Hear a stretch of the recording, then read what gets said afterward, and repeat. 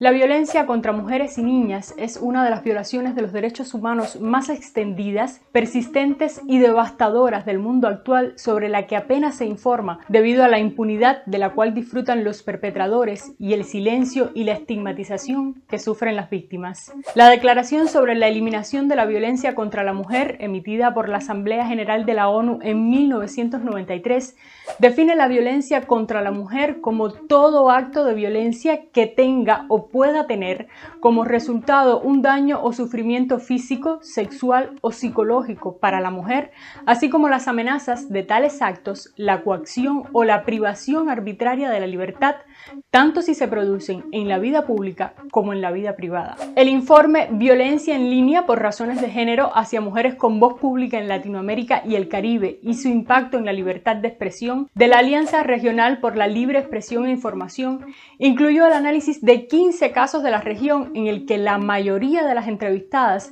se resignaron a que las violencias son parte de la rutina laboral o la actividad con la que tienen que convivir en redes sociales. Las mujeres cubanas también son violentadas. No existen datos públicos recientes, pero por ejemplo, en 2019, el Informe Cubano de Cumplimiento de la Agenda 2030 para el Desarrollo Sostenible reportaba una tasa de feminicidios de 0.99 por cada 100.000 mujeres de 15 años o más durante 2016. Para ese mismo año, la Encuesta Nacional sobre Igualdad de Género revelaba que más de la tercera parte de las mujeres entrevistadas, solo en el contexto de sus relaciones de pareja, había sufrido violencia en algún momento de sus vidas. Los instrumentos jurídicos, estrategias y políticas implementadas en los últimos años por las autoridades cubanas para atender la violencia contra las mujeres han sido insuficientes. Entre otras razones, porque el propio Estado ha naturalizado la violencia política contra cualquiera que disienta del sistema, incluidas las mujeres. Desgraciadamente, la Federación de Mujeres Cubanas ha sido utilizada como una pantalla de apoyo al gobierno, que ha proyectado una imagen de progresismo.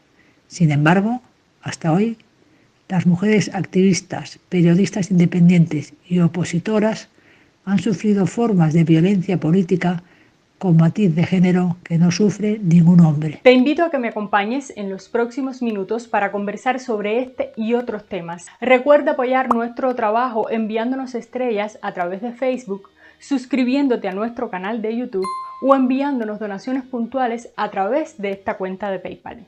Acompáñame.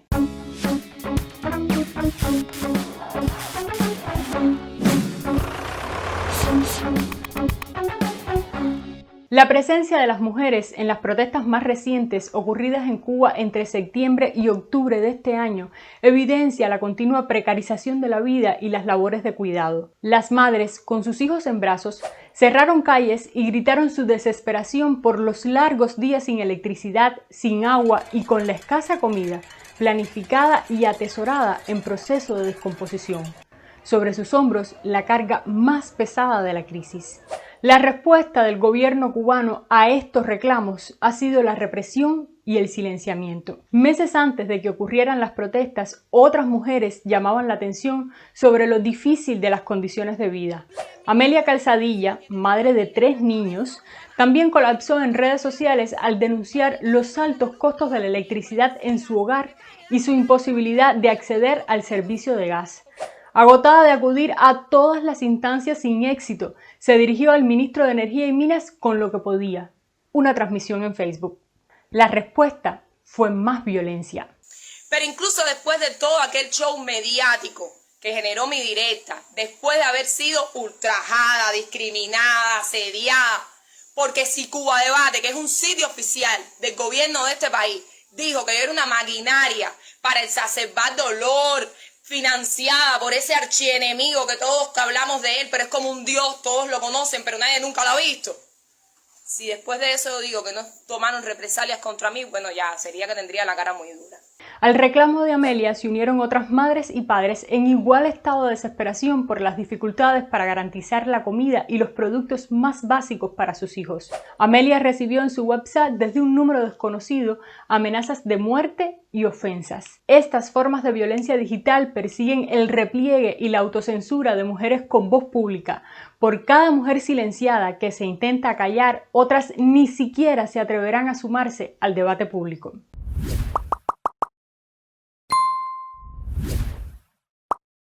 Estos no son los únicos ejemplos en los que ellas encaran al poder. Cuba tiene una historia de disidencia protagonizada por mujeres que han sufrido el acoso y el hostigamiento del régimen. Los actos de repudio, esos linchamientos públicos que tristemente son parte de la historia y el presente de la nación, han sido uno de los recursos más comunes para atacar la postura divergente, y las mujeres los han sufrido. La poetisa y exiliada cubana María Elena Cruz los vivió en 1991 y los recuerda como uno de los episodios más traumáticos de su vida. Gritaban horrores, me amenazaban con horrores. Y entonces uno obtiene un fenómeno extraño en ese momento, ¿no? Que es un ajenamiento. O sea, como te sales de ti mismo, y ya no es miedo, ya no es nada. No sientes nada. Adolorida porque me habían golpeado las partes de atrás de las piernas para que bajarme las escaleras agarrada por el cuello, ¿no? Me hacían así en las piernas. El mundo se me había dividido en dos, por no decir que había fragmentado como una granada. Otras formas de silenciar y por tanto cooptar la libertad de expresión y movimiento de mujeres cubanas disidentes han sido los arrestos domiciliarios forzosos. Los vivió la periodista independiente y reportera de 14 y medio Luz Escobar, quien estuvo más de 14 días sin salir de su casa. Por tercera vez, en menos de 2 semanas, un oficial de la seguridad del Estado está en los bajos de mi casa para impedir que yo salga a la calle. El sábado, por el 500 aniversario de La Habana, que se hicieron varias actividades en la ciudad, yo no pude salir. El sábado pasado, que no sé qué era lo que ocurría, yo no pude salir. Hoy, lunes, yo tampoco puedo salir. Esa persona no me explica ninguna razón por la cual él está haciendo eso. Esa persona me dice que está cumpliendo órdenes. Mujeres activistas y periodistas también han sufrido destierros. 3 casos recientes, Carla Pérez, Anameli Ramos y Omara Ruiz Urquiola, llegaron a sus respectivos aeropuertos con un billete de avión pagado y sus maletas listas para regresar a Cuba. Sin ninguna explicación, han quedado varadas en un limbo jurídico con la única respuesta de que La Habana niega su entrada. En el caso de Omara, impedir su regreso ha significado también la desprotección de su madre anciana, mientras intentaba recuperarse del paso del huracán Ian. Yo no tengo nada aquí, ni voy a tener nada aquí.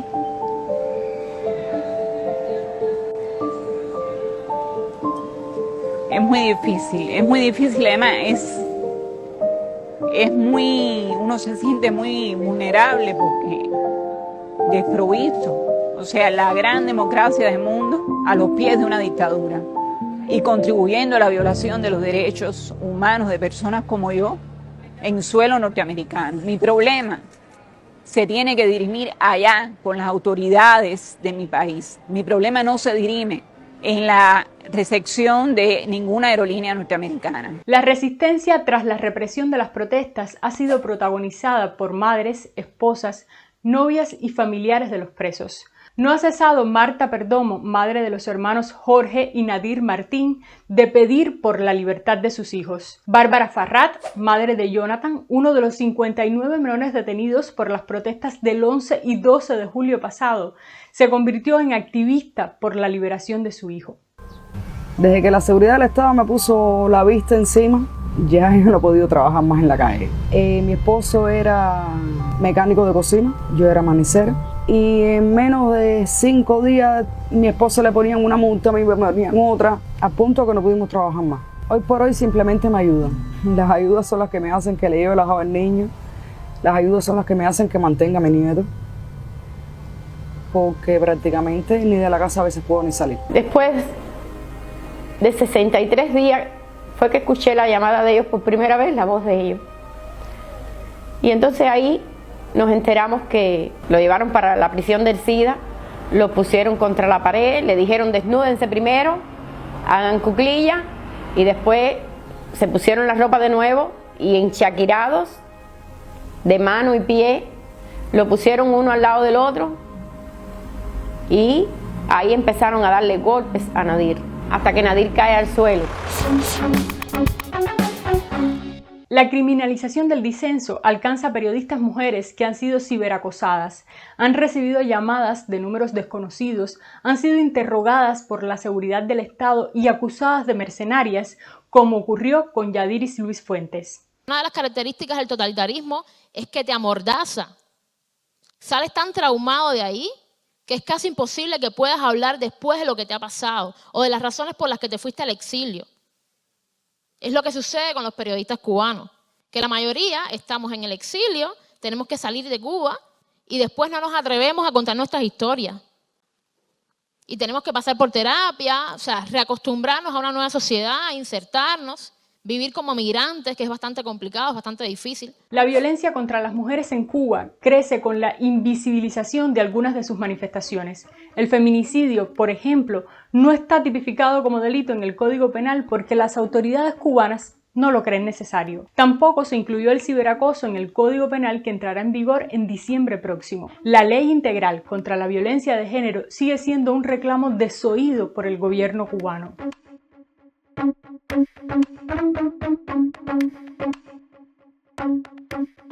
A solo 5 años de privación de libertad en su casa, fue sancionado el trovador Fernando Béquer luego de que fuera hallado culpable de cometer varios delitos sexuales.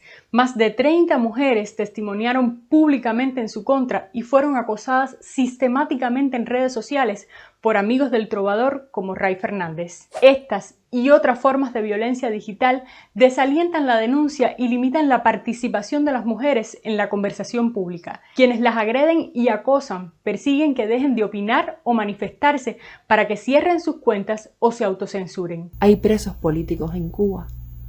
Hay mucha gente que sufre abuso de poder todos los días en Cuba. Y aunque tú vengas ahora al post y digas que es mentira, eso no va a dejar de existir. Intentar que renuncien a sus espacios en redes sociales busca desplazarlas de uno de los principales escenarios de debate público y de participación política en la Cuba actual. El ciberacoso comprende actos de persecución, amenazas, hostigamiento y otras manifestaciones de violencia en redes sociales. Principalmente burlas, hackeo de cuentas, divulgación de información confidencial, difusión de falsedades o de imágenes humillantes.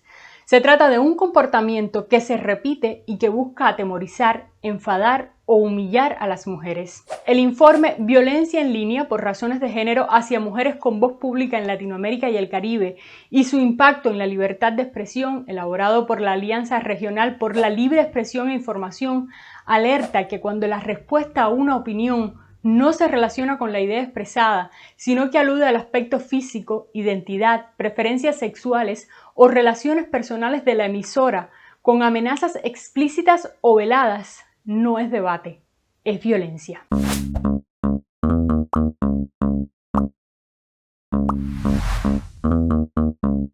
Las mujeres del 27N, del Movimiento San Isidro, de Archipiélago, las madres, hermanas, novias, familiares de los presos de las protestas, las periodistas independientes y activistas se han enfrentado a un sistema machista que busca silenciar su voz en el mundo virtual y en el físico, pese al desgaste, pese al exilio, por sobreagresiones y coacciones. Muchas continúan sobreponiéndose al desafío que se ha convertido alzar la voz.